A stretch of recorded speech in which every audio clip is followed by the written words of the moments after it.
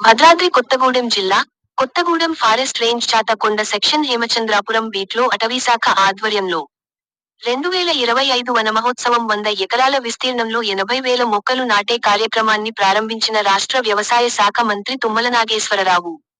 పాల్గొన్న ఎమ్మెల్యే కూనంనేని సాంబశివరావు, జిల్లా కలెక్టర్ జితేష్ వి పాటిల్ ఫారెస్ట్ అధికారులు పాల్గొన్నారు. అనంతరం తుమ్మల మాట్లాడుతూ, కోల్పోయిన అటవీని పునరుద్ధరణ చేయాలి. ఏ కారణంతో అటవీ కోల్పోయామో తిరిగి ఆ పరిస్థితులను తీసుకురావద్దు. పర్యావరణ సమతుల్యత దెబ్బతినడంతో క్లౌడ్ బరస్ట్ కారణంగా ఇబ్బందులు ఎదురయ్యాయని తెలిపారు. 6 ఏళ్ల చిన్నారి విశ్వామిత్ర రోజుకు ఒక మొక్క నాటుతున్నాడు. మనమందరం ఆ పిల్లవాడిని ఆదర్శంగా తీసుకొని మొక్కలు నాటాలి అని తెలిపారు. అడవులు అంతరించిపోవడం వల్ల కోతులు జనంలోకి వచ్చి ఇబ్బందులు సృష్టిస్తున్నాయి. జిల్లాలోని ఖనిజ సంపదను సద్వినియోగం చేసుకోవాలి. నేషనల్ హైవే రోడ్డు కిరండోల్ నుండి భద్రాచలం వస్తున్న రైల్వే లైను సారపాక వరకు పొడిగించాలి. అడవిని కాపాడుకోవడానికి ప్రజా ప్రతినిధులు, అధికారులు కృషి చేయాలి. కొత్తగూడెంలో medical college, earth sciences university భూగర్భ శాస్త్రం ప్రపంచంలో ఎక్కడా లేని విశ్వవిద్యాలయాన్ని సీఎం రేవంత్ రెడ్డి అంగీకారంతో త్వరలో శంకుస్థాపన చేయనున్నాం అని తెలిపారు.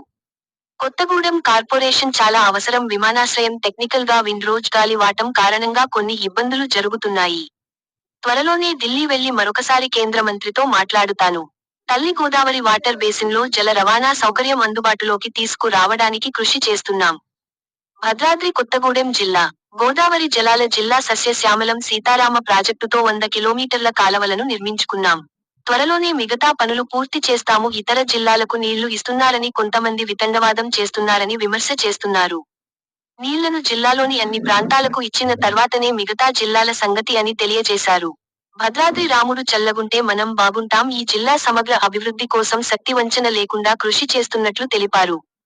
జిల్లా కలెక్టర్ గిరిజనుల అభివృద్ధికి కృషి చేస్తూ ఏజెన్సీ ఏరియాలో మునగ బ్యాంబో పామాయిల్ సాగు చేసే విధంగా రైతులను ప్రోత్సహిస్తున్నారు. విద్య, వైద్యం, వ్యవసాయం శాశ్వత ప్రాతిపదికన జిల్లా సమగ్ర అభివృద్ధి కృషి అని కొనియాడారు.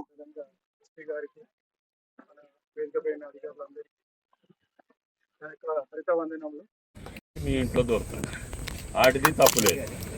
కాబట్టి దయచేసి ఎక్కడోళ్ళు అక్కడ ప్రకృతిని అనుసరించి మనం బతకపోతే ప్రకృతే మనని నాశనం చేస్తుంది. ఆ సత్యాన్ని గుర్తుపెట్టుకొని ఇప్పుడు మళ్ళీ ఈ వన మహోత్సవ సందర్భంగా కొత్తగూడెం జిల్లా అంటే అటవీ జిల్లా, అడవి బిడ్డల జిల్లా, అందరికీ అన్నిటికీ అవకాశాలు ఇచ్చేటటువంటి జిల్లా. ఇందాక ఎమ్మెల్యే గారు చెప్పినట్లుగా భూగర్భంలోకి పోతే మనకి లేని ఖనిజం లేదు. నదులు చూస్తే ఈ దేశానికి సరిపోని నీళ్లు మన దగ్గర నుంచే వెళ్తాయి. కాబట్టి దయచేసి అన్నిటినీ సద్వినియోగం చేసుకునే భాగంగా నా వంతు, నాకు భగవంతుడు, జిల్లా ప్రజలు ఎప్పుడు అవకాశం ఇచ్చినా ఈ జిల్లా సమగ్రాభివృద్ధి కోసం ఇప్పుడు ఈ రోడ్డు కూడా నేషనల్ హైవే ఉంది.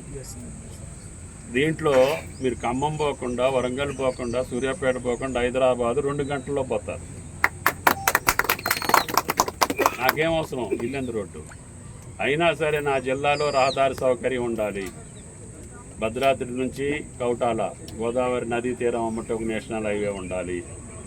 అదేవిధంగా హైదరాబాద్ నుంచి రాజమహేంద్రవరానికి ఉండాలి, అమరావతికి ఉండాలి, కొత్తగూడెం నుంచి భద్రాచలం పుణ్యక్షేత్రం కాబట్టి దీనికి అన్ని రకాల కనెక్టివిటీ రావాలి. రైల్వే కనెక్టివిటీ రావాలి. రేపు వచ్చే కిరండోల్ రైల్వే లైన్లో అప్ టు సార్పాక్ వేయమని చెప్పి డిమాండ్ చేస్తున్నా. ఈ నేషనల్ హైవే హైదరాబాద్ నుంచి వచ్చేవాళ్ళు ఇటు వస్తారు, విజయవాడ నుంచి వచ్చేవాళ్ళు అటు నుంచి వస్తారు, మహారాష్ట్ర నుంచి వచ్చేవాళ్ళు ఆ రోడ్లో వస్తారు, ఛత్తీస్గఢ్ నుంచి ఒరిస్సాకి, ఛత్తీస్గఢ్కి, అన్ని రాష్ట్రాలకి కనెక్టివిటీ చేశాను. ఈ ఉన్న ఆస్తులని పరిరక్షించుకోవటం, దాన్ని అభివృద్ధి చేసుకోవటం, ఈ నాశనం కాకుండా చూసుకోవటమే ఇప్పుడు వచ్చే ప్రజాప్రతినిధుల బాధ్యత.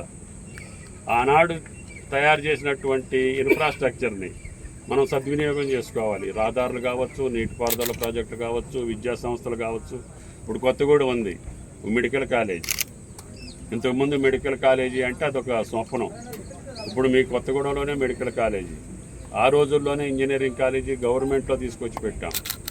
ఇప్పుడు దేశంలో ఎక్కడా లేనటువంటి ఒక విద్యా సంస్థ, అది కలెక్టర్ గారి రూపకల్పన. నేను ఆయన దృష్టిలో పెడితే ఆయన దేశాలన్నింటినీ కూడా స్టడీ చేసి ఎర్త్ సైన్సెస్ యూనివర్సిటీ అంటే భూగర్భ శాస్త్రానికి సంబంధించినటువంటి సకల విషయాలు మన బిడ్డలకు వచ్చేటట్టుగా, అది ఇప్పుడు భారతదేశంలో ఎక్కడా లేదు. నాకు తెలిసి ఒకటో రెండో ప్రపంచంలో అమెరికాలోనో లండన్లోనో ఉన్నాయని చెప్పారు. అంటే అన్ని రకాలైనటువంటి మన బిడ్డలకి ఆ శాస్త్రాలు చదివితే ప్రపంచంలో ఎక్కడికి పోయినా కొత్తగూడెం బిడ్డ తలెత్తుకొని తిరగాలని, ఈ గోదావరి జలాలతోటే ఈ జిల్లాని బండియాలని చెప్పి సీతారామ ఆ దేవుడి పేరు మీద తీసుకున్నాం. అది ఇప్పుడు 100 కిలోమీటర్లు అయింది, ఇంకొక 100 కిలోమీటర్లు ఉంది. ఇది పూర్తయితే కొత్తగూడెం జిల్లాలో పినపాక, కొత్తగూడెం, అశ్వారావుపేట, అదేవిధంగా ఇల్లెందు, వైరా నియోజకవర్గాలకి ముందుగా నీళ్ళు వెళ్తాయి మెట్ట ప్రాంతానికి. అవసరమైనప్పుడు కృష్ణా ఎండిపోతున్నప్పుడు కృష్ణాకు కూడా సప్లై చేసే అవకాశాన్ని పెట్టుకున్నాం అందులో. అంతే తప్ప ఈ నీళ్లు తీసుకెళ్ళి ఆ జిల్లాకి ఇస్తారు, ఆ జిల్లా తీసుకొచ్చి ఈ జిల్లాకి ఇస్తారని వితండవాదం వద్ద పార్టీలకి సోయి ఉండాలి, సొంపు ఉండాలి.